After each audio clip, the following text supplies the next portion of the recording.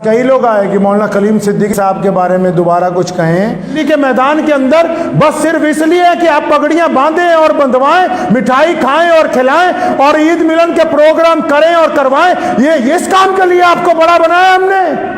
دلی کی جامع مسجد کے ممبر پر کوئی بیٹھا ہو اور اس کی زبان نہ کھلتی ہو، اور مسلم ملک کے 4 بڑے مدرسے، دارالعلوم دیوبند ہے، ندوۃ العلماء ہے، علی گڑھ کی مسلم یونیورسٹی ہے، مزار العلوم ہے، اور وہ خاموش رہے کہ جی ہمارے ایک عالم دین کے ساتھ زیادتی ہوئی ہے، ہم کچھ نہیں بول سکتے، تو پھر آپ بڑے بنے کیوں ہیں؟ کیا وجہ ہو گئی؟ پتہ تو لگے. کیا ہمارا کام ایک وکیل کروا کر دینا ہے؟ اسی میں آپ ہم پہ احسان چڑھا رہے ہیں کہ وکیل کروا دیا ہے.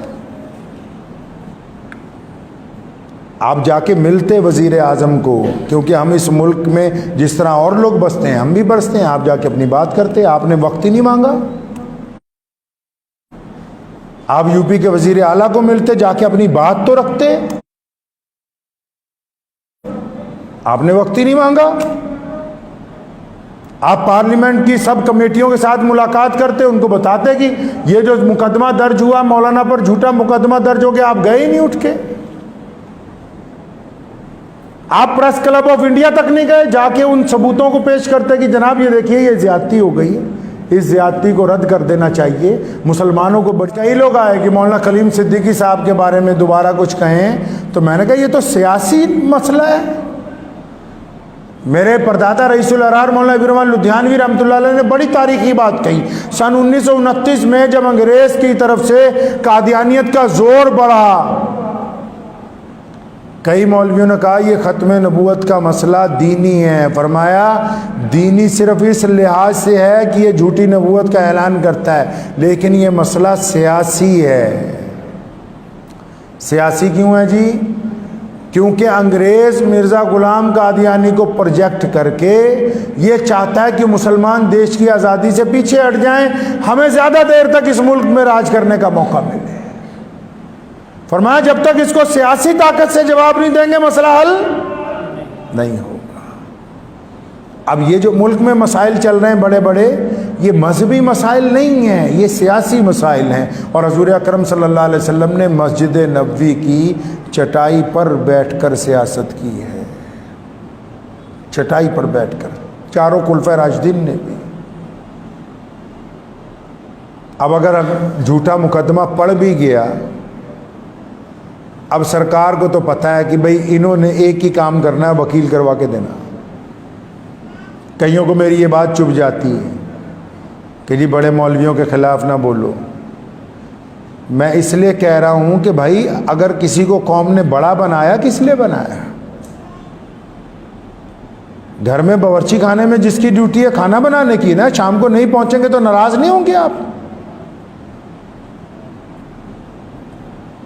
گھر میں مرد کی ڈیوٹی دولت کما کے لانے کی ہے، وہ خالی ہاتھ آئے گا، آپ ناراض نہیں ہوں گے؟ مدرسے میں مدرس کی ڈیوٹی تعلیم دینے کی ہے، وہ نہیں پڑھائے گا تو آپ ناراض نہیں ہوں گے؟ امام کی ذمہ داری وقت پہ نماز ادا کرنے کی، وہ نماز نہیں پڑھائے گا تو آپ کیا ناراض نہیں ہوتے؟ پولیس کا کام لا اینڈ آرڈر کو مینٹین کرنا ہے، وہ نہیں کرتے تو کیا آپ حکومت سے ناراض نہیں ہوتے؟ اگر ہر آدمی اپنی ذمہ داری ادا کر رہا ہے تو یہ جن کو بڑے مولوی بنایا، کیا صرف جلسوں میں ان کو جبے پہنا کے مسافر کرنے کے لیے بنایا؟ ان کو ہمارا تماشا دیکھنے کے لیے بنایا؟ اس لیے کروڑ روپے کی گاڑیاں خرید کے دی ہیں ان کو کہ جب ہم پر مصیبت آئے تو تم چپ ہو کے بیٹھ جانا اپنے گھر میں؟ اس لیے بنایا ہے کیا؟ اس لیے کسی کو بڑا بنایا جاتا ہے؟ بڑا اس لیے بنایا جاتا ہے کہ جب رسول صلی اللہ علیہ وسلم کے بارے میں حضرت علی رضی اللہ تعالیٰ عنہ فرماتے، سنو، فرمایا بدر کا دن تھا اور جب مشرکین ہم پر زیادہ حاوی ہونے لگے، فرمایا علی مرتضیٰ کہتے جو شیر خدا ہیں، جو مولا ہیں، جن کو حضور صلی اللہ علیہ وسلم نے کہا، جن کے بارے میں اور عمر نے کہا کہ جن کے علی مولا ہیں تو میرے بھی علی مولا ہیں، وہ کہتے ہیں کہ جب جنگ بدر میں بہت انتہا کی جنگ تیز ہوئی اور جب کوئی سایہ نہیں تھا تو ہم محمد رسول اللہ کے پیچھے جا کے سایہ تلاش کرتے تھے. تو کس لیے بنایا؟ کسی کو بڑا کس لیے بنایا؟ گھر میں باپ کیوں ہوا؟ تاکہ بچے اس کے سائے میں پلیں. ہیں جی؟ ہم نے M P M L A کیوں بنائے؟ تاکہ وہ ہماری قیادت کریں گے، وہ ہماری زبان بولیں گے جا کے پارلیمنٹ میں، وہ ہماری باتیں پارلیمنٹ تک پہنچائیں گے، وہاں جا کے بتائیں گے کہ ہمارے ساتھ ظلم ہوا ہے، زیادتی ہوئی ہے، کیا بات ہوئی، وہ کہیں گے اپنی زبان سے۔ یہ جو بار بار جاتے ہیں لاکھوں لوگوں کو لے کے جلسے کرنے کے لیے دلی کے میدان کے اندر، بس صرف اس لیے کہ آپ پگڑیاں باندھیں اور بندھوائیں، مٹھائی کھائیں اور کھلائیں اور عید ملن کے پروگرام کریں اور کروائیں، یہ اس کام کے لیے آپ کو بڑا بنایا ہم نے؟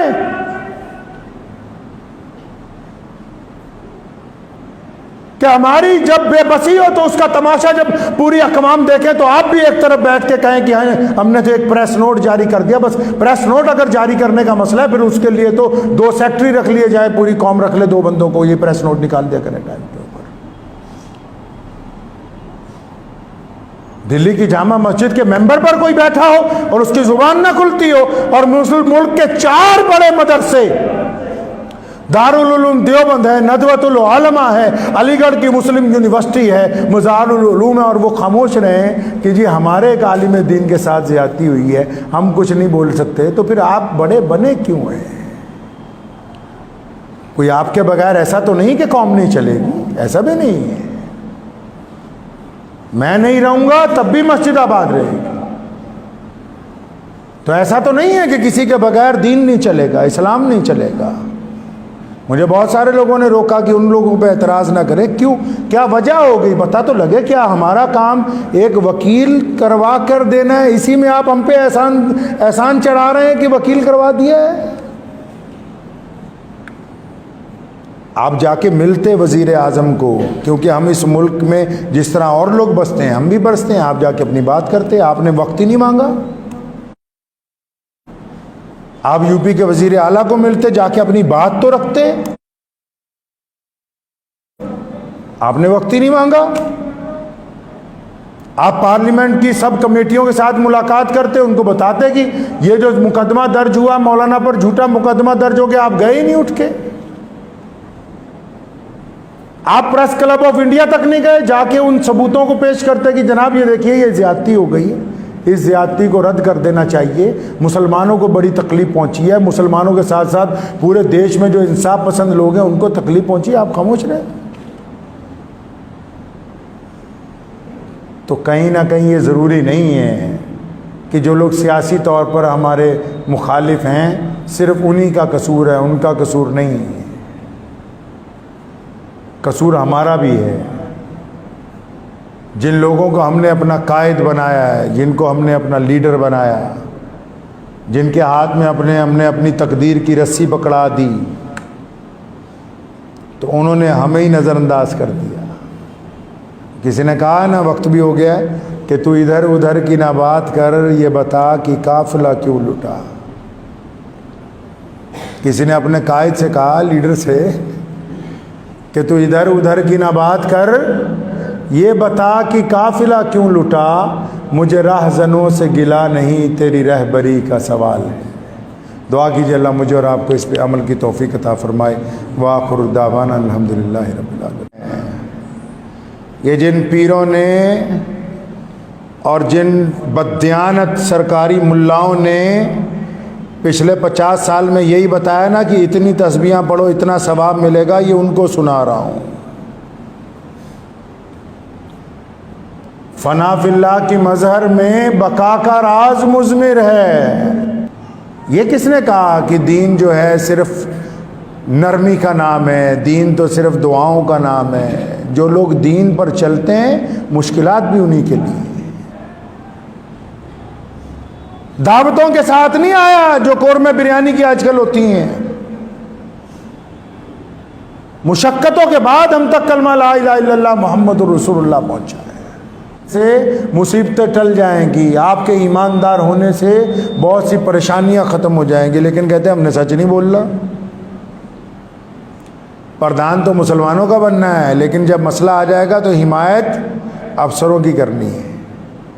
پردھان تو بننا ہے مسلمانوں کا، لیکن جب پنگا پڑ جائے تو حمایت کرنی ہے افسران کی، تاکہ وہ ان سے راضی ہو جائیں۔ تو پھر تمہیں کہا کس نے کہ تم مسلمانوں کے ذمہ دار بن جاؤ؟